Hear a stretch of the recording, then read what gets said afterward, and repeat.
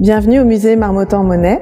C'est ici à Paris que se trouve la plus grande collection d'œuvres de Claude Monet au monde, grâce au legs consenti par son fils Michel Monet à l'Académie des Beaux-Arts. C'est un endroit unique pour comprendre qui était Claude Monet et ce qui a nourri son inspiration.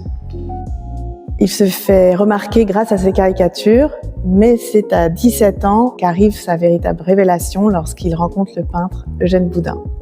Boudin l'emmène peindre dehors, face à la mer, face au ciel, face à la lumière changeante.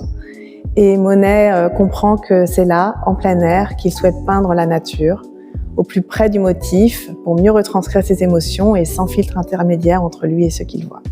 Il part se former à Paris, où il rencontre toute une génération de jeunes peintres comme Renoir, Pissarro, Sisley, Basile, qui comme lui veulent réinventer la peinture. Ils organisent leur première exposition indépendante en 1874 en marge du salon officiel et Monet présente alors le célèbre tableau Impression, soleil levant qui donnera son nom au mouvement impressionniste. Monet devient le maître de la lumière et de la couleur. Il cherche à saisir l'instant, les atmosphères éphémères, les vibrations de l'air et c'est cette quête qui guide toute son œuvre. Cette recherche atteint son apogée à Giverny où il s'installe en 1883. Dans ses jardins qu'il façonne lui-même comme une œuvre vivante, Monet trouve une véritable source d'inspiration. Le bassin en aphéa devient son motif préféré. Jour après jour, il observe les variations de la lumière, les nuances infinies de l'eau et les reflets des arbres et des fleurs dans l'eau. Ces nymphéas comptent aujourd'hui parmi les ensembles les plus célèbres au monde et représentent un véritable aboutissement de sa recherche picturale.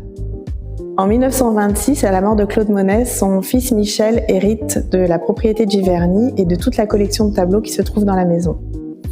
En 1966, à sa propre disparition, il lègue l'ensemble à l'Académie des Beaux-Arts et c'est ainsi que l'Académie continue aujourd'hui de préserver la maison et les jardins de Giverny, qui accueille chaque année des centaines de milliers de visiteurs, et présente ici au musée Marmottan-Monet cette exceptionnelle collection qui continue d'inspirer les artistes du monde entier.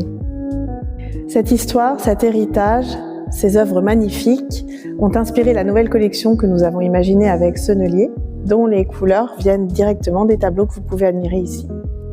L'idée est simplement de permettre à chacun d'utiliser dans ses propres créations cette palette si particulière qui fait la beauté et la poésie de l'univers de Claude Monet.